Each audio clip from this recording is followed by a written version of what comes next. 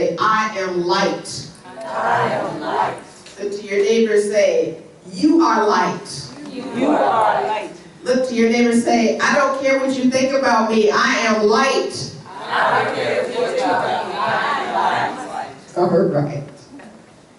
And I invite you to really be with this. Lately I've been like, Sean, could you learn this song? Could you learn this song? Because even though we talked about hundreds of songs that I want to hear, there have been certain ones that have come up, and this is India Irie's I Am Light. I'm not the color of my eyes, I'm not what my family did, I'm not, anything that's outside. I am light. I am light energy. And it's so important for us to know that. It is so important for us to appreciate that. It is so important for us to grasp that. Because when you think about light, you think about there's this energy that is being broadcast. You think about there's this wonderful way that the room becomes very clear. Everything around you becomes very illuminated because of a light. And this is what we have to offer. This is the way that God needs us to shine. And so when we decide that we're going to amp down, like from the reading we're talking about, there are certain things that ignite your passion, and there are certain things that seem to diminish your energy. There are the very opportunities for you to decide what you want to think about, because that is what you bring about. And so as we are being with this meditative thought for the week that comes from the rich consciousness of Reverend Johnny Coleman, see the things you want to have in your life. I was doing, my own kind of internet searching, and Tarika, it was one thing that I ran across was Dr. Coleman's talk. And in her talk, she was saying that the imagination is powerful and that you decide what you want to take in. And you absolutely allow that image to become a part of you once you agree to take it in. You can do this consciously, or you can do this unconsciously. You can also create your own images that you want to see in your life. You can create the kinds of experiences that you want to see in your life, whether it is going to Vegas or going horseback riding or whatever that might be. But in the process of this, you are able to tap into a power that allows this to come into fruition. It is that cause that you are absolutely saying yes to bringing into effect. And because this is the activity of God, this cause and effect activity, it is the reason that we say the thing behind Ernest Holmes is change your thinking. Change your life. Change your life. And so if there is something that is happening in your life that you don't like, then what do you have to do? Okay, now you can just mouth that off, and you do it very, very often. But what comes from that is pretty much more of the same, because there is a dimension of you that simply does not believe it. And it is that belief that is key, because as Jesus the Christ says, it is done unto you as you believe. It doesn't even say when you believe. It's not waiting on you to believe. It's just simply going with what you give it right now. And when I think about that, I think about that we are looking through the lens of some old ideas. We are looking through the lens of some old heartache.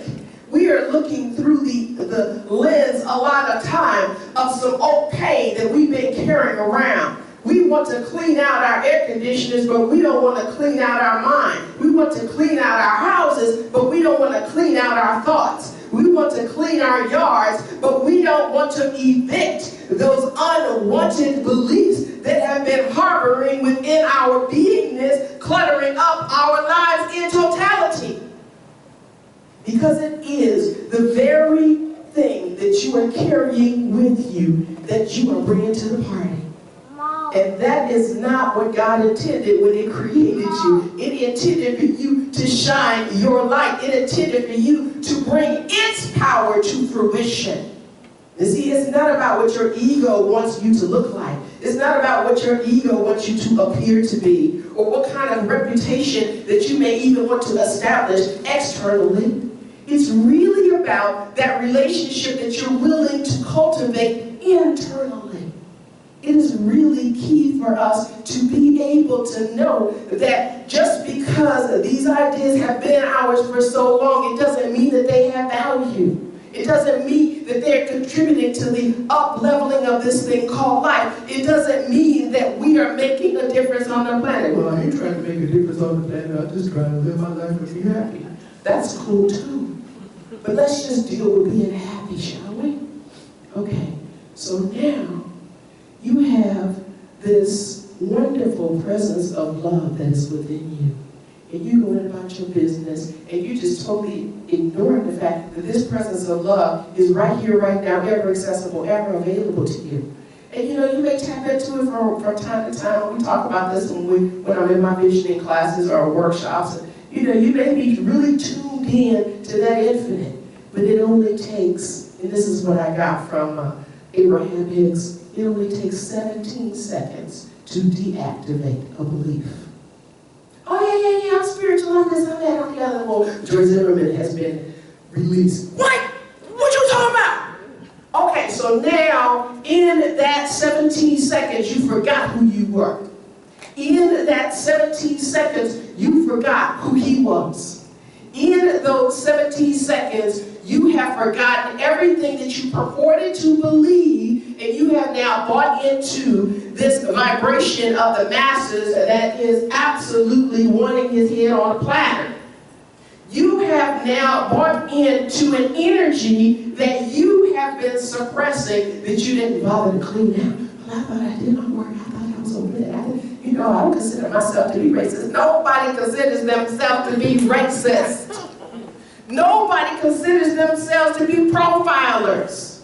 But unless and until you are willing to check in to your very truth, you will continue to be swept into the wave of the lies. You will continue to be swept into your old pain again. That thing that you've been running from for years is pulling you back in because you allowed yourself to disconnect from the very wisdom source energy that is within you. So now, here's an opportunity to practice. If you can get 68 seconds of taking the, oh, that was an old belief. Oh yeah, I remember thinking that. I know that I'm feeling like that now. And if you allow yourself to just overcome that, you know, we're talking about I am knowing the truth of who I am knowing the truth of who he is, I am love, he is love, you know, everything that you allow yourself to anchor, as was affirmed in many ways by all of your Tell Me Something Good, by saying, this is my intention and I am determined to stay on course because this is what I want to experience. But you have to know that it has to be your journey. 49 years ago, 11 months, and approximately 20 days ago, we were at the March on Washington. I know I talked about this last week, but I have a new dimension of understanding here. Everybody was listening to Martin Luther King's dream. Everybody has been riding on Martin Luther King's dream. Everybody has been voting on Martin Luther King's dream. Everybody has been engaged in their professions based on somebody else's dream. Now, because he had the attention, because he had the intention, because he had the cameras on him, because he had the support of all of the organizers and all of the people around the nation who wanted the same thing. What do you want? What is it that's going to make your light go from a waving candlelight to a clean light that could light up blocks for yards, for days, for years? What is it in you that is seeking to come alive? It's important for us to know that we have in our experience many different ways of shutting down that light. It's happened to all of us. It's happened to me. I know for sure. It's like, okay, so the next time you saw people of other races after the verdict, it's like, okay, how do I feel about you now? Okay? Oh, and you're not really consciously saying that, but you're all of a sudden starting to notice that these people are of a different persuasion you may have never forgotten. But I'm just saying, if you have some level of awakening, then maybe you started to notice the energy of the people that are around you. All of a sudden, maybe they're a little bit more tentative. Maybe they don't quite know what to say. They don't quite know how you're going to act. And everybody is now tentative. Even when you see a young black man on the street, you start to think, oh, I wonder if he's feeling afraid. Oh, I wonder if what everybody says is true. You know, oh, and by the way, is he going to do something to me? And see, all of these thoughts you should keep in check. You should be on high vigil. You should be in high vigil about what you are thinking, because you want to be clear about those thoughts that you do and do not want to give power to. Because it is up to you to determine who you are and how your light will shine, what direction it will shine in. You know, we've been identifying as being oppressed, as women, as black people, as fill in the blank. Whatever your nationality is, whatever your particular feeling of the victim is, then you have now this opportunity to identify yourself as light, not as something that is burdened. You know, I was like, well, what is oppressed anyway? What does it mean? And according to one dictionary, it says, burdened spiritually or mentally weighed heavily upon. Like, wow, really? Okay, that doesn't feel like my identity. I don't feel heavily weighed upon because of my appearance. And so when we realize how we are carrying ourselves, regardless if it was 35 years ago and you were a young Barack Obama, or if it was, you know, last night and you were, you know, in the street and you had an experience of somebody expecting you to do wrong.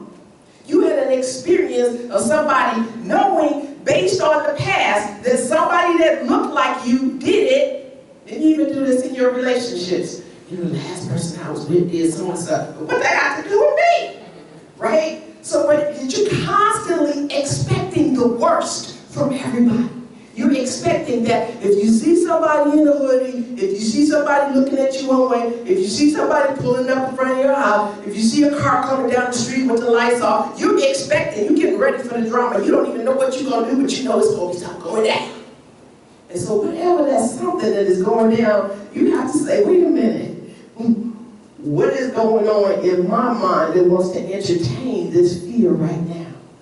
Because you have to understand that fear is always going to be operating as long as you are in this temporal realm.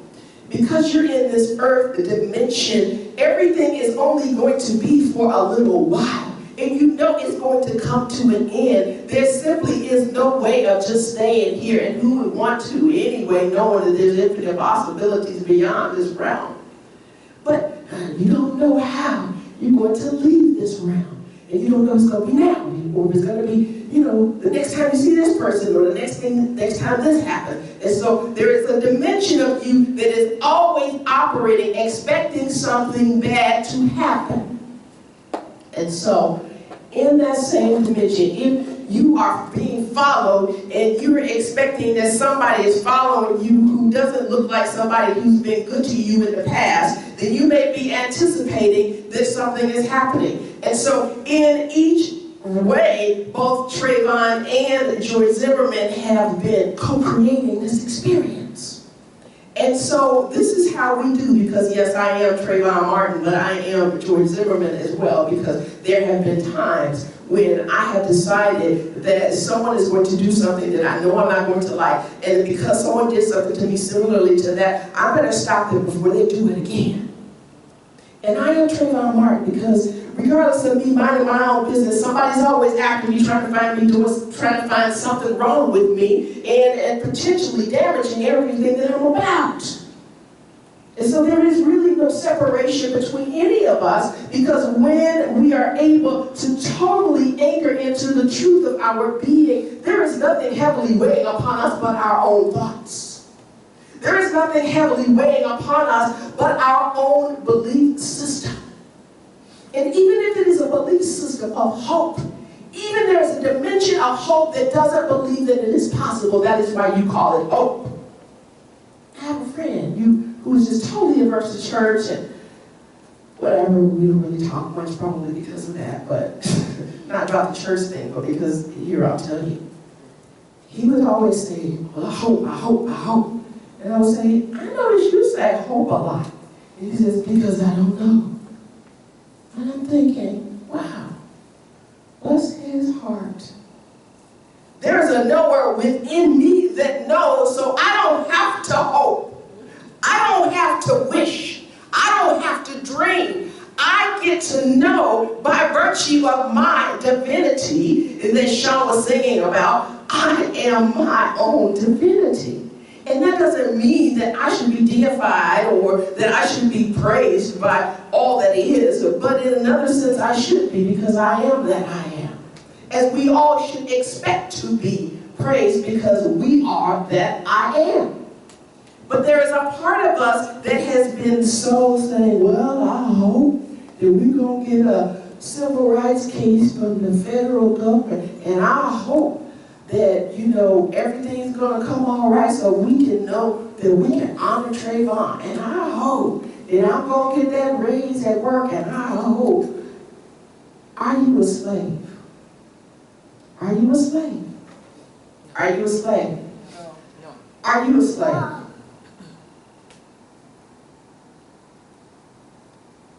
Are you free?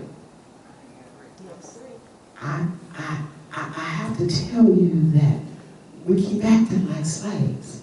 Because as long as we are looking for something outside of ourselves, even if it's legislation, even if it's a new trial, even if it's an approval, even if it's a sale of our art, even if it's a boyfriend, even if it's a new job, whatever the good is that we're looking for outside of ourselves, we are slaves to. And unless and until we are willing to know that our good is within us, I mean, no, not hope. Because I want to go beyond hope and fear to a place of knowing the presence of love. I want to go beyond hope and fear to a knowing and a loving way of showing up. I get to choose in this moment to see the thing that I want to have. I get to choose in this moment to see the person that I want to be. I get to see in this moment the way that I want to live. I get to see it and know that I am entitled to it, regardless of my heritage, regardless of what my family did, regardless of who my mama, grandmama, great-grandmama was. I can and I am able because the divine in me is present in me and everywhere.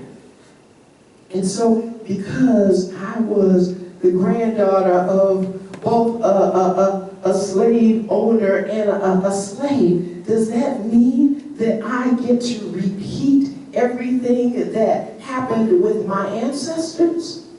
Or does it mean that I have an opportunity to cast my vision into the universe, into the receptive law, into the yes that has enabled me to be able to even be able to stand on their shoulders to see further than was possible for them to see.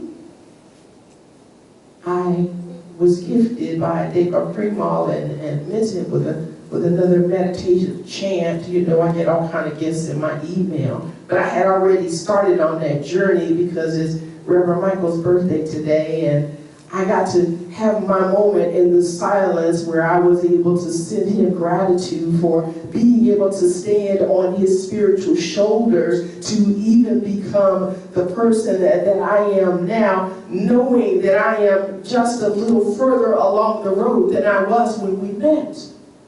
And I had the opportunity to text him that as well so that he would be able to see it, not just whenever he finds it under the thousands and thousands of Facebook entries, but absolutely right there where he is.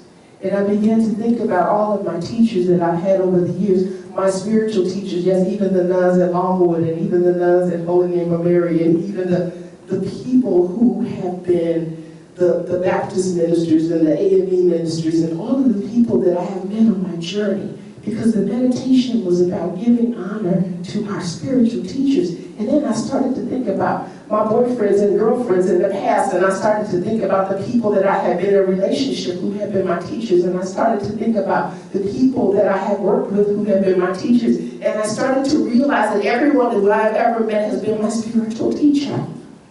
And that there would be no end to me giving thanks for each one of them.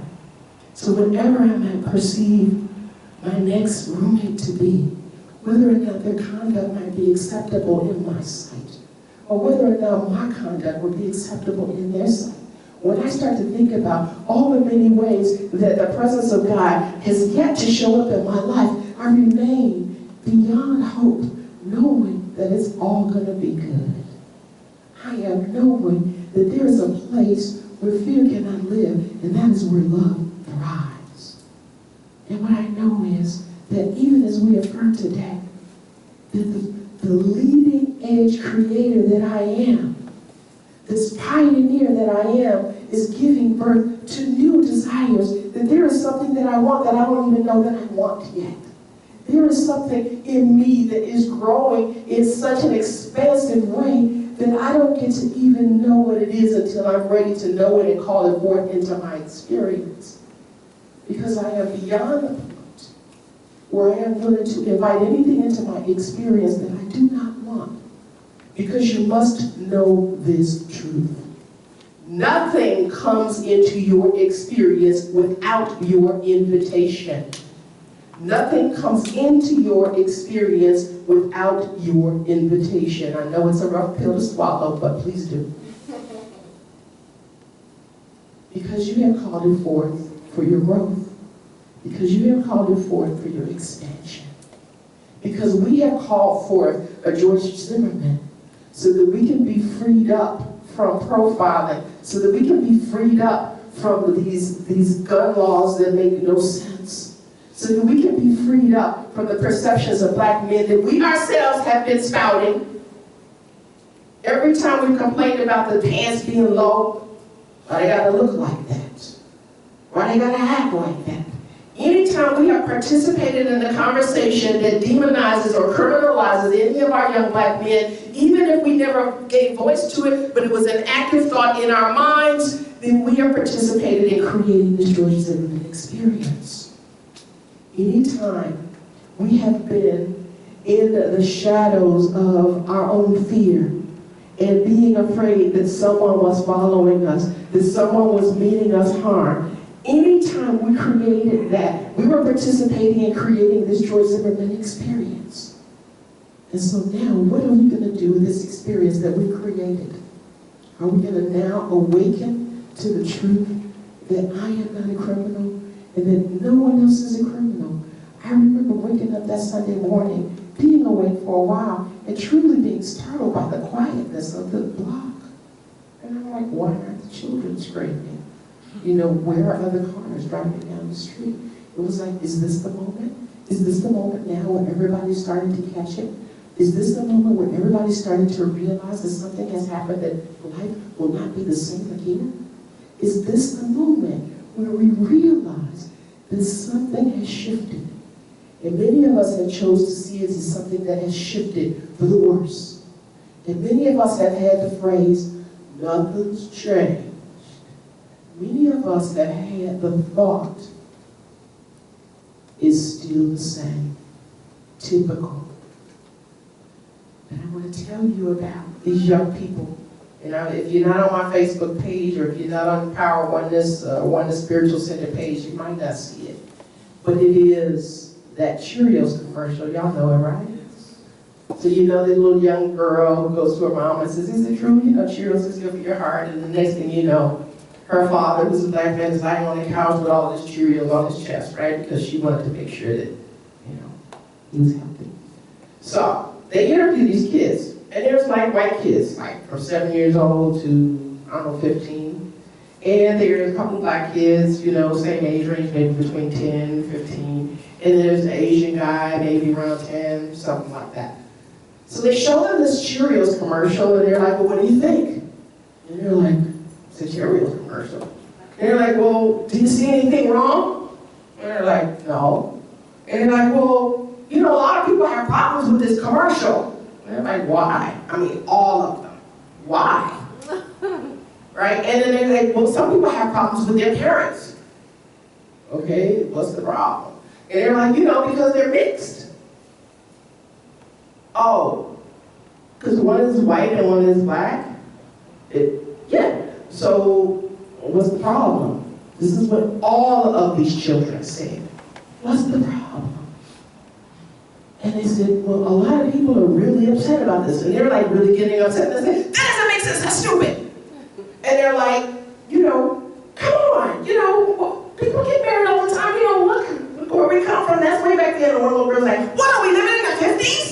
You know, and it's just like, what does she know about the 50s? But it's like, okay, they know that these are old ideas. They know that these are antiquated beliefs. They know that it doesn't make sense. Why don't we know that?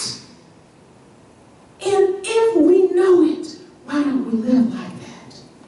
If we know that this is truly in the past, and that we are not slaves to our past. I get it. I get it. We don't know how to be free. But if you keep coming to spiritual centers like this, I expect that you do know how to be free. I expect that you do know who you are. And I expect that you can, in that 17-second opportunity, choose again. And so that you are now caught back into that matrix where you're just like sucked into the mass hysteria. But you are the light. You are the light in the room filled with darkness. You are the light in the cyberspace where everybody is moaning and groaning and complaining about what's going wrong. You are the light in the middle of your family who is still singing the same old song, crying the same old blues, being the same old depressed, being the same paranoid beings. You are the light in this space. William James tells us the greatest weapon against stress is our ability to choose one thought over another. And in that 68 seconds where you have finally returned back to where you are, and not only knowing where you are, but truly, I shall not be moved, kind of, I know who I am. Then you are that clean light that is brilliantly, absolutely shining. And so it is here where we can create peace on a global scale. What he does ain't none of my business. What she does is none of my business. I can show up for the vigil, or I can not show up for the vigil. I can write to my congressman, or I can not write to my congressman. I can amen to the bad news, or I cannot amen to the bad news. I can share the good news, or I can withhold the good news. But I am assured that my choices will surely meet that very vibration that I have cast. that even thought that I have nurtured and nourished will come into form. This is the nature of the spiritual laws. There's nothing that we can do about them, except when we know that we have this power within us. We can choose from a place that goes beyond hope. It goes beyond fear. Here's how we truly create peace on a global scale. Step back from the overview of the global conflict and perceive the interactions that precipitate it as what we truly are, manifestations of energy. So the energy that we carry is the energy that we will experience. So I invite you to move daily, hourly, half-hourly, 15 mentally, 5 minutes, whenever you can, to stay within that minute to know who you are. It has nothing to do with hope. It has nothing to do with fear. It has everything to do with freedom. And it has everything to do with love. It has everything to do with the presence of God within you. Honor it, cherish it, nurture it, celebrate it, embrace it. Namaste. Namaste.